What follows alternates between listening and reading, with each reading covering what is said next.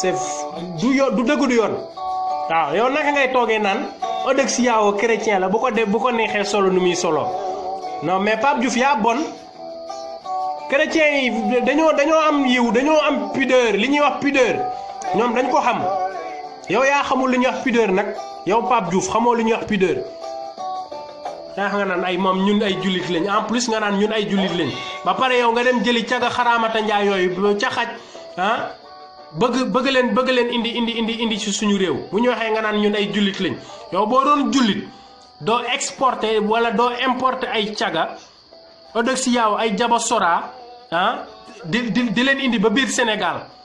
ba pare ngeen bëgg a taxaw buñ nee nii nga naan ñun ay jullit lañ buñ nee nii nga naan ñun ay murit lañ murit daa am nu mu war a mel jullit dafa am nu mu war a mel mais comme li Patrice Mendy wax sànq rek exiger chrétiens yi moom nañu exiger des excuses waaw sàcc la Pape Diouf du nitu dara gis nga raay sedd dëgg-dëgg mooy Pape Diouf waaw neex sedd dëgg mooy moom fu mu génn toog ci télé yi da ngay jàpp naan booy bi dafa yaru booy bi dafa nangam yaruwul Pape Diouf il est mauvais man ba mu attaqué Assane Diouf ca daaree Xelkom laa xam ne kii il est mauvais non il est méchant quoi il est trop méchant Assane Diouf bu ngeen seetaanee live am bi muy toog di nettali live bi muy nettali li ko gaa yi def ni ko waa ay ngóone nduur ak gaa yi def ba jël xaalisam tas yaakaaram mooy nga nekk bitim réew parce que ñun ñëpp bitim réew lañ nekk liggéey ba am as tuut ne xaaral ma investir Assane dafa calculer woon de ne xam naa ni su ma defee $7000 ci Pape Diouf su ma tëggee mën naa am après benn $10,000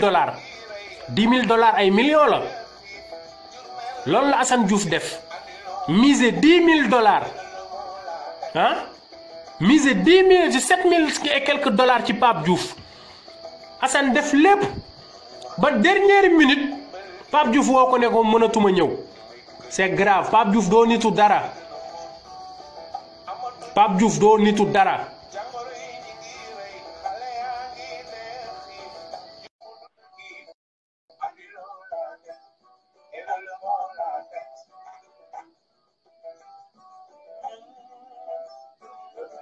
waaye ñu ngi jéem a dugal benn invité ñu partage vidéo bi bu ko defee ñu yeggale ko rek daanaka jeex na.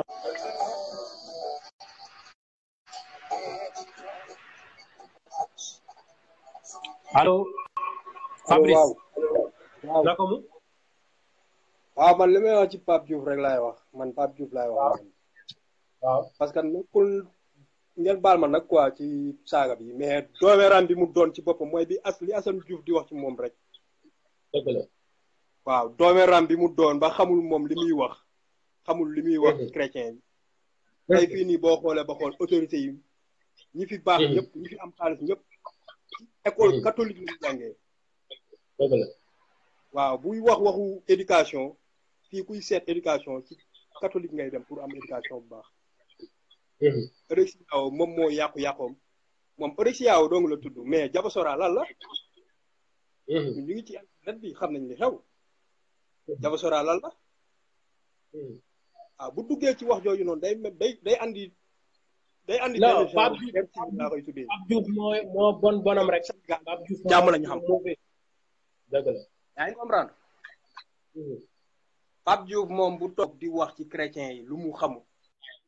na dem laajte quoi moom nee na génération conscient nee na génération conscient yow lu toll ci deuil national. deuil national. Bruno gaañu koo xamante ni icône la ci monde entier.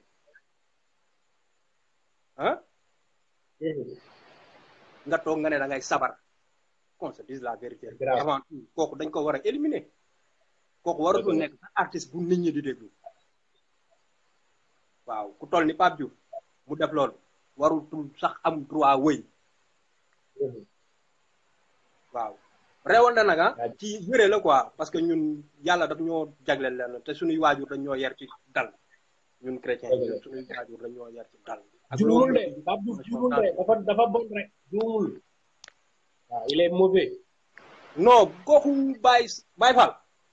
man Diamaguène laa dëkk man Diamaguène laa dëkk Pape Diouf sori ginnaaw raay bii la dëkk kon bu demee bay wax moom ñi ko wër am na ñoo mais qu'on se dise la vérité moom buy dem bay wax lii na xam li muy wax Pape Diouf daal li Assane Diouf di wax ci moom toome ram la moom am na tout récemment góor jigéen la góor jigéen la vidéo bi Assane Diouf publié mu ngi noonu sol yëre jigéen moom lan la ba pare di woote ne Baye Fall la du benn Baye Fall dem Touba dem Xelkom di attaqué ji Assane Diouf alors que passé nga sa kër sëriñ ba pare soi-disant nga ne yow sëriñ nga yow nga ne sa sëriñ nga am ba pare nga ne taalibe nga dañ koy mbuuroo rek dangay mbuuroo day duul day dara ñun njaago yi sax ñun ñoo ko gën a gëm sëriñ Touba dëgg la waaw mu xam loolu ñun njaago yi sax ñun ñoo ko gën a gëm sëriñ Touba parce que duñu di nga newuñ ci loolu bu dul dara sëriñ Touba am na lu mu def Sénégal ñun dañuy nangu loolu ñun njaago yi non mais Sénégal sax suñu dëkk biir Diamaguène moom xam na loolu Pape Diouf moom xam na loolu bu ñëwee suñu dëkk Diamaguène tout récemment cité acte bi mu def Popenguine waaw Pape Diouf benn dooméram bu ñapp ndeyam andi ay caga Sénégal waxuñu nga yëkkati drapeau bi ci kaw aéroport te drapeau baa ngi nekk en berne nit ñi di yëkkati drapeau yi ci kaw inconscient yi moom soi-disant conscient ma ne ko mu waroon jéggalu ci loolu ba pare naan day toog di défendre. moo wax benn affaire de. billaay walaay dama am lu ma métti parce que aw ma ci ay preuve benn taximan moo ma doon yóbbu jour bi ñoom Jaba Sora di ñëw ñuy topp def seen escorte maa ngi ñoom ñoo toppante ba ci yoonu corniche bi ñuy klaxonné en moment de deuil jour deuil bi vendredi ñuy jubilé ci kaw télé bi li ma gën a métti mooy yor ma woon sama téléphone dafa fayoon mënu ma woon filmer loolu mais taximan boobu témoin la te sama gayen la waxuñu lool mu toog ñu naan ay ëdëg yaawu caga la de caga la moom Jaba Sora caga la amuñ liggéey de kon bu demee andi ay caga ñu caga yooyu tax ba ñu yëkkati suñu drapeau tuuteel suñu bopp Ivoiriens yi dañoo considéré dara ëdëg yaawu mooy kan Ivoiriens yi considéré nañu ko dara bu ñu rey suñu bopp ñun lan la am te amuñu ko fii suñu réew Sénégal moo nekk réew mi ñëpp di wër ku ñëw ñu rëyal la ku ñëw ñu rëyal jaajëf mais Pape Diouf jaajëf doo te billaay walaay bu daje maag moom am la nday waaw bu ko tama ëpp bu na ko tama ëpp buum rek jaajëfatee bëggee Pape Diouf fu ñu dajee naa xool sa job nday ak boobu nga wax jaajëfatee akasa jaajëfal déggee Fabrice nee na dina am Pape Diouf ñu dugal Aline Badara Mboup maa ngi gis Père Bamba Gueye aussi xaaral bu Aline Badara génnee Père Bamba dugg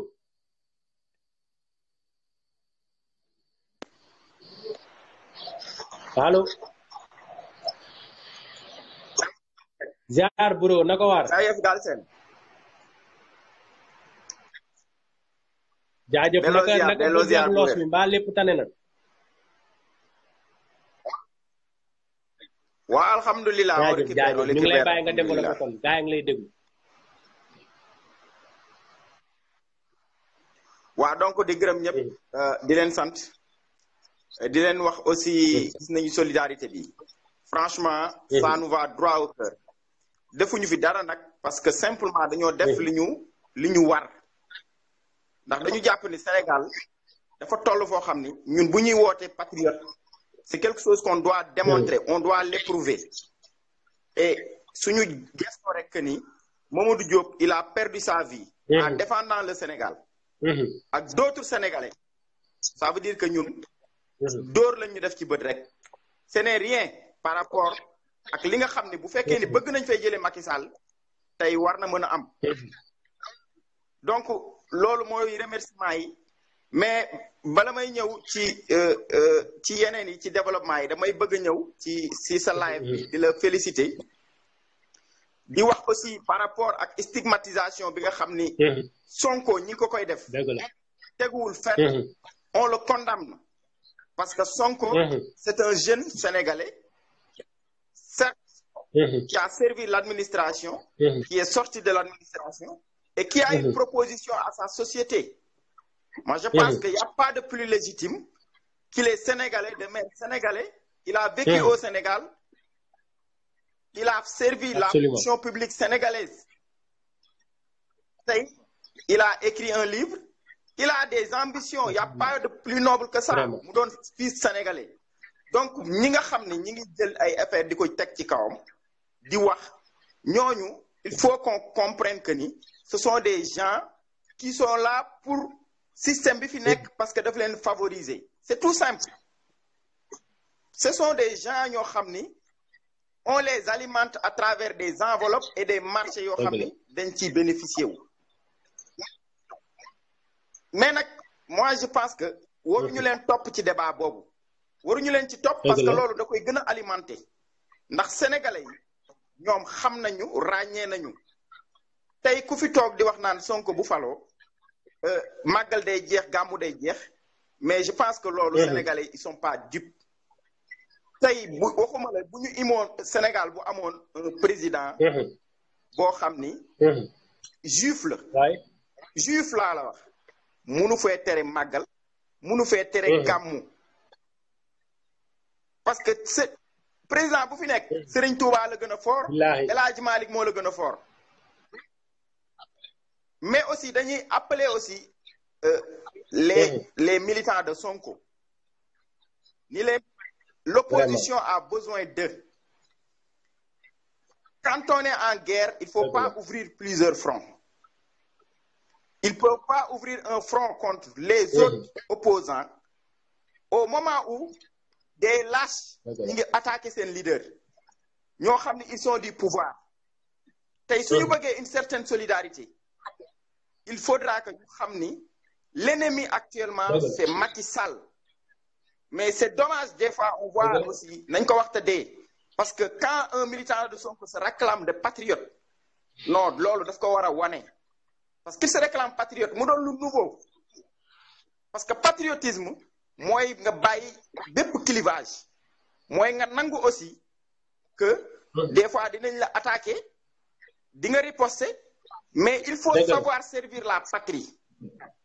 c'est très important on ne dit pas qu'il ne sert pas la patrie mais ki war a servir patrie bi actuellement mooy ki nga xam ni da ngay ñëw nga bàyyi lépp jàkko xam ni Macky Sall mi c'est notre ennemi commun donc foofu laa leen di woote ce sont des frères on est dans plusieurs combats ak ñoom on réclame aussi la même chose pour les militants de Khalifa Sall pour des militants de Idrissa Seck pour des militants d'autres forces de Karim Wade que ni l'urgence actuellement c'est que toutes les forces puissent sur l'essentiel Sénégal tey dafa am ay urgence le fichier électoral xamuñu lu ci nekk on a un conseil constitutionnel un président de la cour de cassation un président de la cour suprême ñu nekk ci architecture juridique bi ñoo xam ne ñoo war a valider les élections mais bro le Sénégal se trompe de chemin Macky Sall il a déjà son plan démb beaucoup ont publié ni Macky Sall dafa ragal université mais il a lancé un signal fort à l'endroit du peuple. Il a annoncé la couleur. On doit savoir que daf ñu wan ni ñu non li ma yor lii laa yor défilé la doon def pour ku fi génn dinaa la duma. Mais je pense que tey war nañ ko wan ni ko c'est le peuple qui est réellement fort. xam nga Sénégal dañoo war a bàyyi bu ñu demee ay marche dem ay fenn bu ñu dooree matraque wala ñu door ñetti grenade ñu daw. Les militants de tout bord ni ñuy marché actuellement ni ñuy def marche ñu dañuy jékki-jékki def benn genre tapage ñëw ñu jàpp diw yóbbu policiers yi actuellement su fekkee ni bëgg nañoo résister par rapport ak ñoom il faut que ñu leen di jege il faut qu'on accepte de faire le corps à corps ak ñoom c'est ça voilà c'est ça donc ça c'est un appel pour wax ni il faut que l'opposition ñu ànd ak sincérité quand même parce qu'on aimerait aussi les voir sur des questions importantes quand il s'agit d'un Sénégalais qui a été lâchement battu par des soldats français. On aimerait les voir quand la santé ñu ngi grève depuis ay mois quand le scanner de l'hôpital Fann est en panne. quand les malades du rein seen machine dafa panne waroon nañ leen ciy dégg mais waruñu leen dégg rek ci ay débat politique politicien beneen bi aussi pour bañ a guddal moi je pense que suñu duñu ñëwaat suñu briefing manifestation mais dañu dugal beneen marche droit de marche dugal nañu beneen marche boo xam ne demee lañ ko war a jot donc pour ñu war a marche place de l'Obélisque pour exiger à ce que Omar Watt qu'il puisse au moins pris en charge sa famille dit que fi mu toll sa situation c'est gravement aggravée donc kooku sénégalais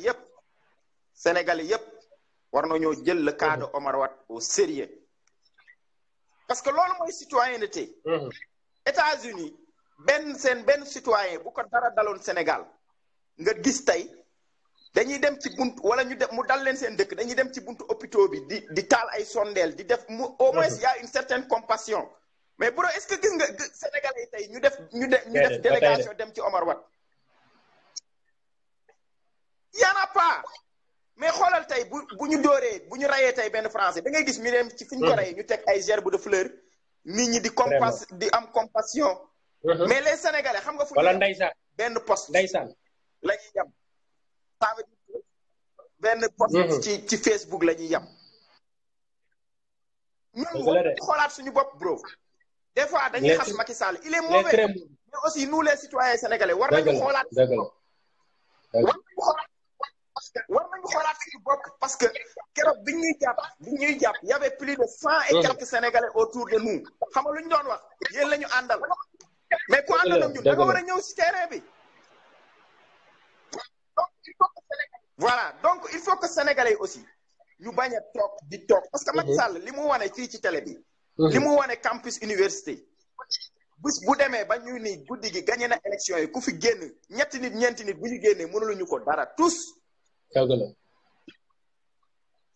li am mooy avant élection yi les gens doivent sentir la pression en tout cas ñun de l'opinion dinañ leen teg pression ñu génn ci mbedd mi mu tàng jër mais foofu la war a nekkee mais même sur le terrain mais tu as mal ñun nag li ñu war dinañ ko continuer def même si on est faible on continuera à lutter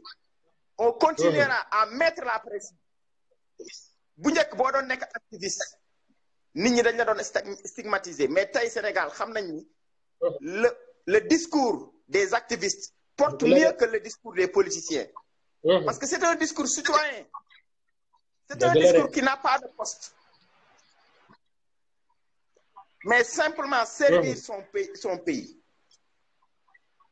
je te dis man bi may ñëw keroog j'ai quitté mon poste de l'enseignement pour ñëw quand j'étais à la police liñ ma njëkk a laaj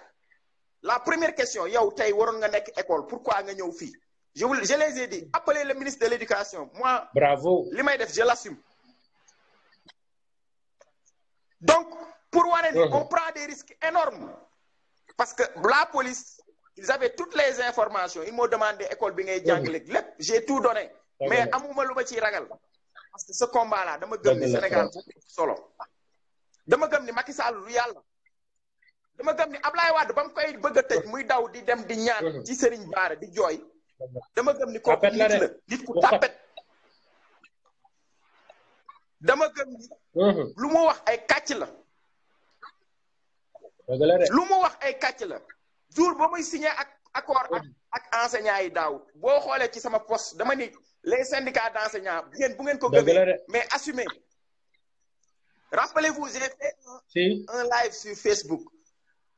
jour boobu dama ni les enseignants même si vous levez votre mot d'ordre moi je continuerai ma lutte avec Macky Sall parce que xam naa ni lu mu leen wax suba ba ngoon du ko def du wax ko tu dëgg il faut que les Sénégalais sachent que ñun on a un président boo xam ni il a perdu le crédit de confiance qu'il y avait entre lui et le peuple maintenant nag ñun ñoo war a xam li ko fiy jëlee du Sonko du Khalifa Sall du Karim Wade du Idrissa Seck c'est le peuple gis nga Sénégal ñoo doyal ci Macky Sall personne de ces leaders là n'a des militants au premier tour capable de leur faire gagner seule l'union Parce qu'au-delà de tout, il y a des Sénégalais qui sont sages, qui sont en train de voir. C'est pas un livre de Sonko. C'est pas n'est-ce pas, le programme de Karim Wade. C'est pas le discours de Idrissa Seck. C'est pas l'emprisonnement de Khalifa Sall. Mais c'est parce qu'ils ont perdu la confiance de Macky Sall. Ils ne veulent plus de Macky Sall. Ki nga xam ne yàlla moo ko fiy teg. yàlla na def mu gën ci Sénégal. Parce que dañu sonn à chaque fois ñu yaakaar nit mu ñëw di ñu trahir. ñu fi ne ñëpp amul kenn koo xam ni ku am certitude muy Sonko ak ñëpp nous n'avons pas la certitude à 100% ni ku fi ñëw aussi yaay gën Macky Sall. Mais yaakaar la ñu am. Mais aussi yaakaar nañu Sénégal jeex na fi tey bépp président bu fi toog boo deful li ñu bëgg muy ki ñu àndal ak keneen ku nekk feneen moo ci yam képp ku fi toog te da ci def leneen loo xam ne askan wi bëgg ko nous allons te faire dégager. jaajëf wax ji rafet na di la jaajëfal yow fierté nga ci ñun Alioune Badara one love nekkal ci jàmm. jaajëf. voilà Alioune Badara bu nga mënee may ay kër aussi dina ci baax waaw may leen ko ay kër parce que Alioune Badara moom franchement waaw jàmbaar la daal mouvement dafa jot moom franchement. waaw ci kaw ba suuf ñu xool ndax Père Bamba Gueye mu ngi en ligne bu dee mën nañ ko dugal.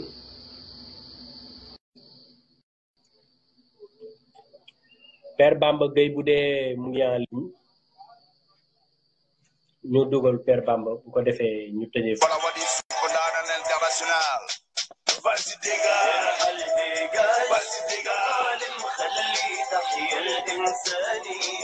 شعبي على الحرية قادم وثوراتي والمسير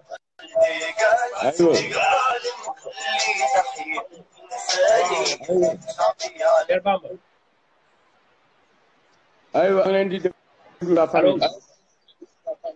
waaw ñu ngi lay ziar maa ngi ci jàpp. seen liggéey rafet na seen justice rafet na. seen justice rafet na seen liggéey rafet na.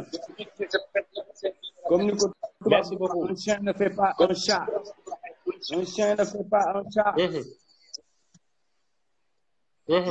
li may wax nag. parce que thème yi nga jël yëpp. jaar ngeen ci. amatuma la si dolli. li may wax rek.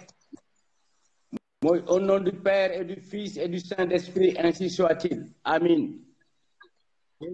Amin. Il ne faut pas qu'on rentre si boobu piège.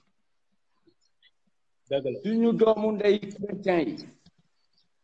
bu leen si wax ci xeex boobu suñu xeex la ñun.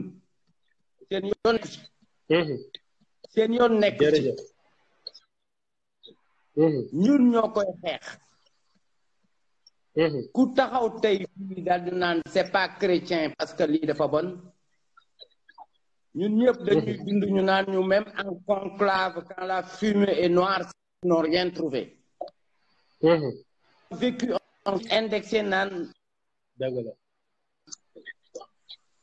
lu noir baxul. léegi bu ñun jógee tey ak suñu réew ni ñu amancé bokk ndey bokk baay. kan moo fi amul tante chrétien wala nijaay chrétien wala doomu chrétien. buñ duggee si boobu piège rek dama laaj su ma jigéen ñi samay baay samay mag samay rak ak samay doomu chrétien man ñi ñu tuddee Cheikh Ahmadou Bamba laa ilaha illa anta subhanaka inni kuntu mina zalimin bu leen si dugg bàyyi leen ñun ñu jóg rek ko ñun won leen ñun ñoo koy réglé bu leen leen may occasion ay diviseur lañ ay naafeq lañ ay seytaane lañ dañ bëggoon toj suñu réew yàq liñ am lu baax ñun loolu ñu am même France daf ñu ko ñee loolu ñun dafa nekk ci suñu culture suñu force la ban pays même la France ñun li ñu atteint à 99% de notre population on peut communiquer en wolof kër goo dugg ko naan kër goo dugg lekk bu ñuy suuli suñu niw yi sénégalais yépp ay ànd dugg nañ fi bëgg ñu diviser ak ay Casamance wala des trucs comme ça léegi yaa ngi dégg ñi naan ay tukulóore keek ay olofa keek ay lu kenn xamul nañ leen moytu piège dëgg la lii waajoo di wax di ñu laal ñun en tant que chrétien parce que on est des chrétiens on est des musulmans on est sénégalais c'est au-dessus moo ñu am ñun ñëpp kooku ñun duñ ko nangu doomu ndey benn leen tontu bu ngeen jógee sax tontu kooku ñu mel ni man ak sama doom yi ñoo koy faj kooku woyu la saay-saay la seytaane la seytaane la de njaago boobu doon vrai wax seytaane la woyu la naafeq lañ seytaane lañ ils vont déstabiliser notre pays dañu bëgg suñu pays comme ni ñu tojee yeneen pays africains yi dañu bëgg a yàq suñu pays diviser ko gën ñu exploiter te léegi il faut redoubler encore de vigilance fu nekk la ñuy jaar dañuy tam lu ku nekk essayer ñu diviser nos parents chrétiens ne leen teg c'est pas votre problème c'est notre problème c'est le problème du Sénégal c'est le problème la Casamance c'est chez moi le Saloum maa ko moom Fouta maa ko moom Kajoor maa ko moom dégg nga bu ñu kenn xaajale bu ñu xaajalee rek rey nañu li des nag si sujet yi nga abordé doomu jàmbur déglu naa leen seen vigilance neex na ma programme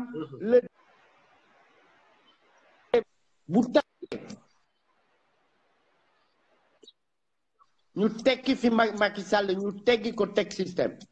yal na leen yàlla sàmm merci père jërëjëf waay amiin rendez-vous demain bisous inchallah nekk ci jàmm yal na la yàlla sàmm baax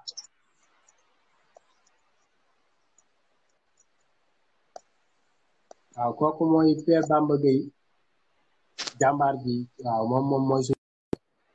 xam nga moom waaw yaa ma gën a xam patriotisme moom kenn laam neetu ko ñu dugal un dernier balaa ñoo yow daanaka wax nañ ko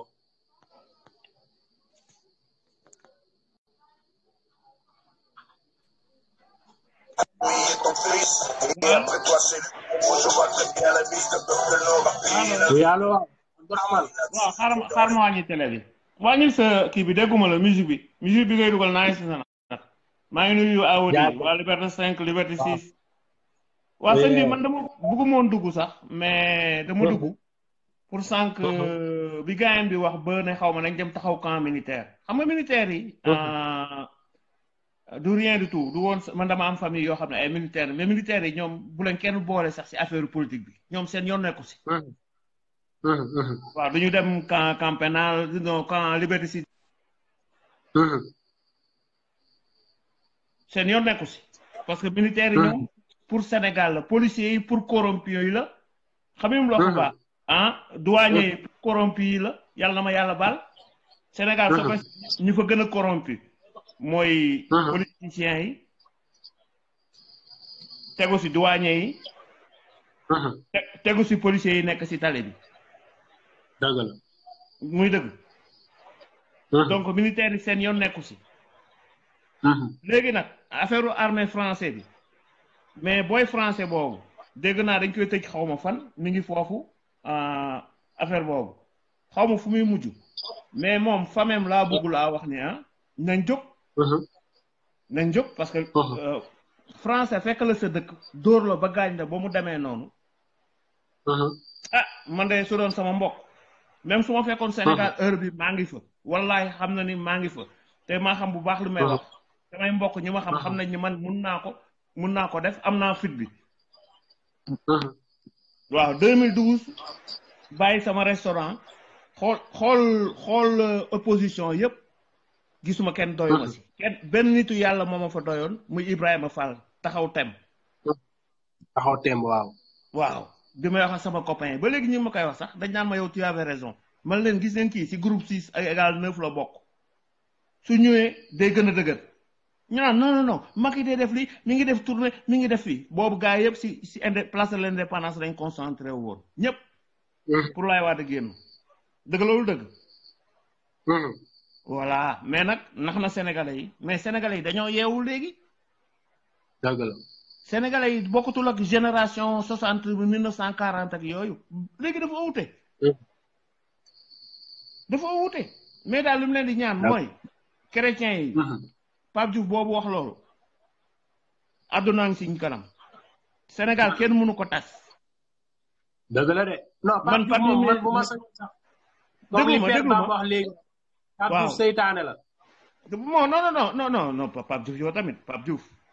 Youssou Ndour lay roy voilà xam nga Sénégal dañu gëm xaalis dañu gëm xaalis léegi Sénégal soo koy seet ñi war a jiite Sénégal di joxe bon exemple ñëpp xaalis lañ gëm mbuboo jullit wala mbuboo beneen affaire waaw su fa naar yi ñëwul woon indi alxuraan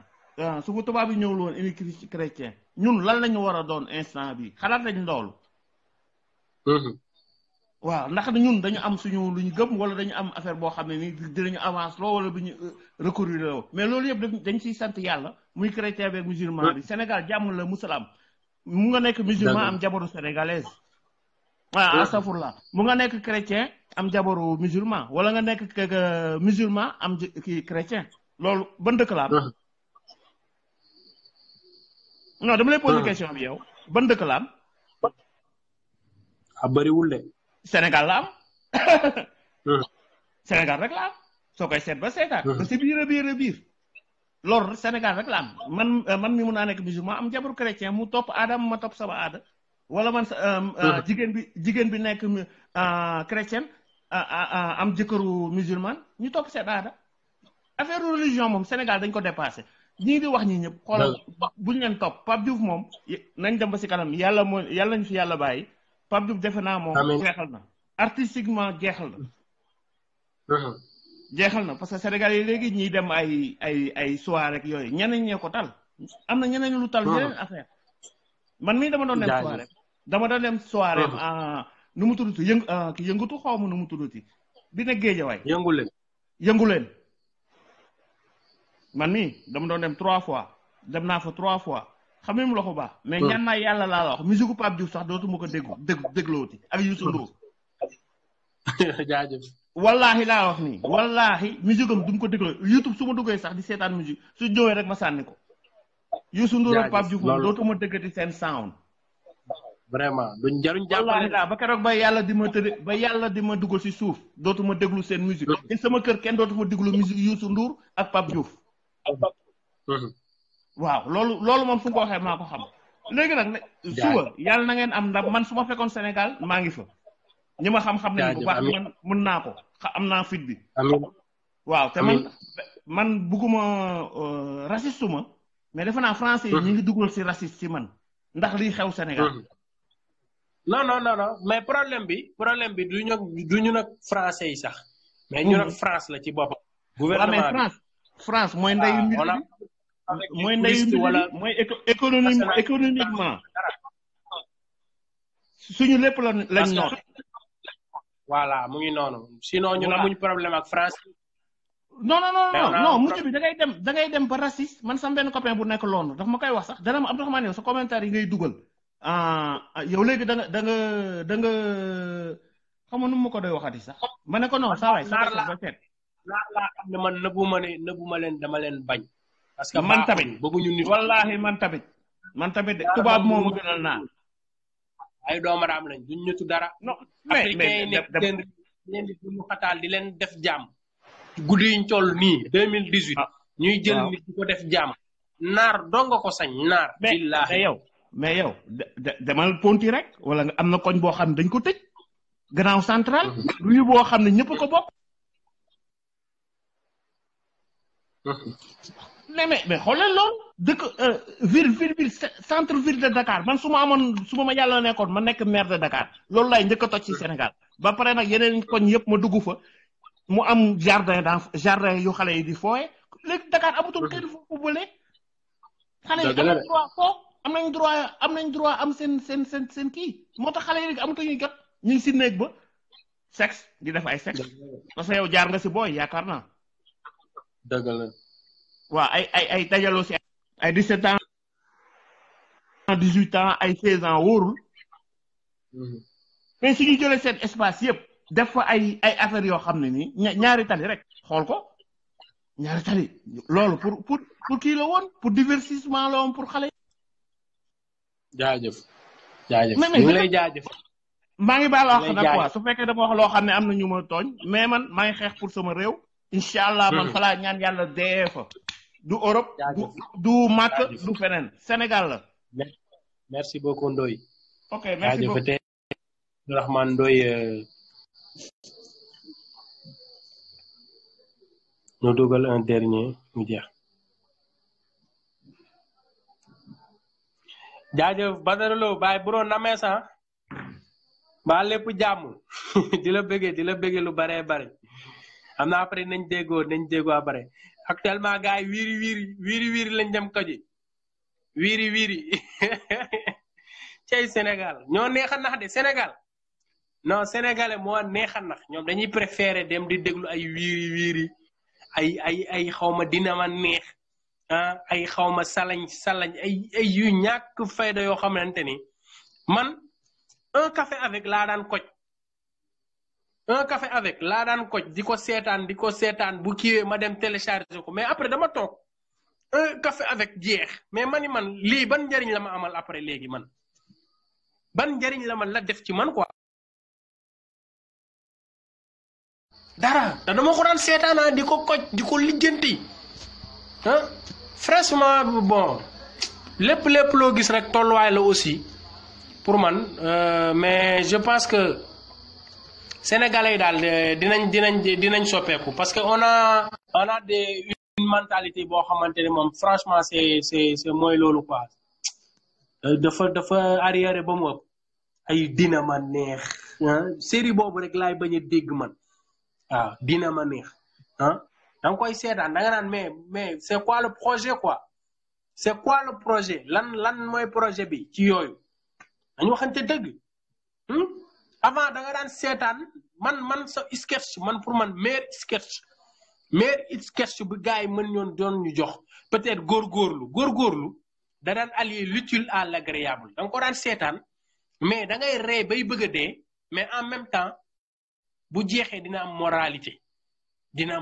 mais fii on te parle de sexe on te parle de luxe on te parle de l'argent facile de drogue teg dil kese voilà donc kon maa ngi jaajëfal ñëpp am na ñu may dugal mais dafay bañ di leen jox daje incha allah vendredi prochain ñu gën a yaatal indiwaatal leen développer parce que chaque vendredi li xew suba samedi nañ ko traité ibbi micro bi sénégalais yëpp wax ci seen xalaat ñi mën a dugg ñu mën a génn voilà ñu Sénégal jëm kanam mais dernier message bi may lancé daal mooy que ni il faut cultiver le patriotisme nañu gën a doon ay patriotes waaw nañu gën a doon ay bañkat jiital l'intérêt national bañ a jiitale l'intérêt personnel donc maa ngi leen di bëggee waaw bon Pape Mballo nee na Madické Niang comme c'est une affaire interne parti moo tax bugguma ci wax mais man li leer ba leer mooy que ni dil la seeni biir rek ñoom ñooñu noonu xamante nañ Ablaye Wade ak Madické Niang se connaissent très bien man ba fii may waxee ak yow ci sama gëm-gëmu bopp laay waxee sama gëm-gëmu bopp man gisuma trahison mais dil laa gis man dil waaw man moom laa gis man gisuma trahison de waaw man xam nga lu ma gën a jaaxal Ablaye Wade yor na numéro téléphone Madické Niang Madické yor na numéro téléphone Ablaye Wade mais Madické Ablaye Wade day bind lettre Madické dans la place publique Madické tontu ko par lettre par dans la place publique xanaa ñun dafa jot sax léeg-léeg bu yëngatoo sax dañuy régler yëf yi ci suuf dañ koy lijjanti laajte lan moo waral lii d'abord mais du ay lettre la ñuy bind di ko kii man daal mooy loolu politiciens yi franchement jàpp naa ni daal buñ demee ba ci kanam tuuti lépp dina leer incha allah waaw lépp dina leer mais man dama dute que ni daal Madické Niang xam na bu baax li muy def te Ablaye Wade xam na li muy def moom itam mais duma ci sori comme affaire de parti la duma ci sori jaajëf sama gars yi di leen bëggee di leen jox daje vendredi prochain incha allah beneen live one love